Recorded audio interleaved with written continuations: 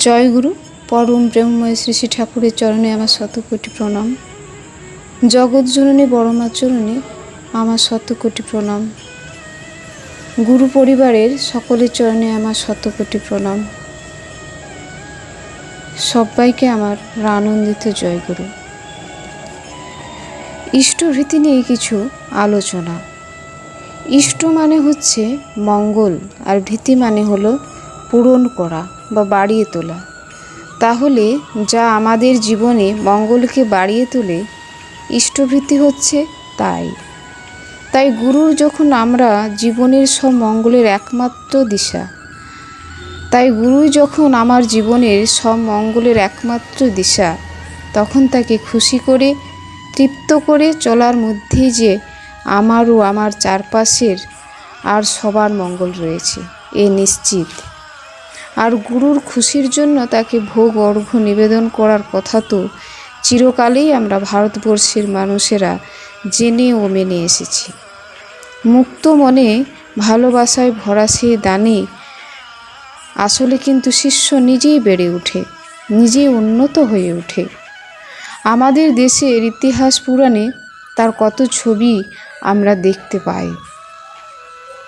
শ্রীরামচন্দ্রকে শুধু একবার চোখে দেখার জন্য, তাকে সেবায় তুষ্ট করার জন্য কত যুগ অপেক্ষায় বেঁচেছিলেন বৃদ্ধা শবরী।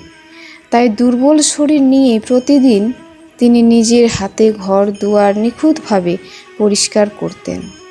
নদী থেকে জল বয়ে এনে রাখতেন, গাছ থেকে একটি একটি ফল পেড়ে নিজে পরখ করে তুলে রাখতেন, এই আশায় যদি আজ প্রভু এসে উপস্থিত হন। শেষে একদিন রামচন্দ্র সত্যই তার ঘরে এলেন। শবরী মায়ের সেবা, তার দেওয়া ফলমূল তিনি গ্রহণ করলেন। এত বছরের সাধনা সফল হলো সেই বৃদ্ধার, বেঁচে থাকা সার্থক হলো তার। গীতায় আমরা দেখি ভগবান শ্রীকৃষ্ণ বলেছেন, প্রতিদানে কোনো কিছু পাওয়ার আশা না রেখে শুধুমাত্র দেওয়ার ইচ্ছা থেকেই যে দান করে, তার দানই শ্রেষ্ঠ। আর ঈশ্বরকে কিছু দিলে তা কখনোই ফুরায় না, বরং বেড়ে ওঠে আরও তোর হয়ে। বনবাসের সময়ে একবার পাণ্ডবরা অন্যের অভাবে ঘোর বিপদে পড়েছেন। তখন হঠাৎ কোথা থেকে কৃষ্ণ নিজে উপস্থিত হয়ে দ্রৌপদীর কাছ থেকে খেতে চাইলেন। দ্রৌপদী তখন কুটিরে সামান্য যা কিছু ছিল সবটুকু দিয়ে কৃষ্ণকে ভোগ রেঁধে দিলেন। কৃষ্ণ তৃপ্তি ভরে তা গ্রহণ করে বিদায় নিতেই দেখা গেল পাণ্ডবদের সেই বিপদ কেটে গিয়েছে। উপনিষদে বলা আছে, দান সবসময় শ্রদ্ধা ভরে দেবে, সুন্দরভাবে দেবে, বিনতি হয়ে দেবে। ভগবান বুদ্ধ একবার জেতবন বিহারে অবস্থান করছেন। রাজা বিম্বিসার হাতির পিঠে চড়ে অনেক রকম দামি জিনিস উপহার নিয়ে তার কাছে এলেন।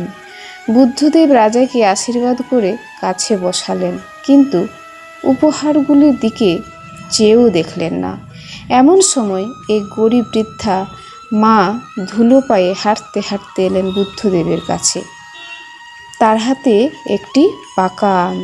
সেই বুড়িমার সেদিন ওই আমটুকুই জুটেছিল খাওয়ার জন্য, কিন্তু তিনি নিজে খাওয়ার আগে সেটি বুদ্ধদেবকে নিবেদন করবেন বলে নিয়ে এসেছেন।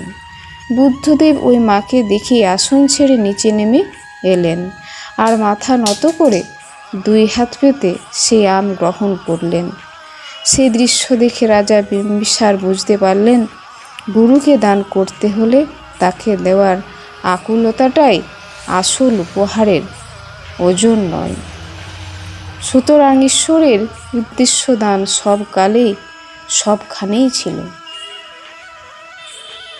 জয় গুরু। বন্দে পুরুষোত্তম।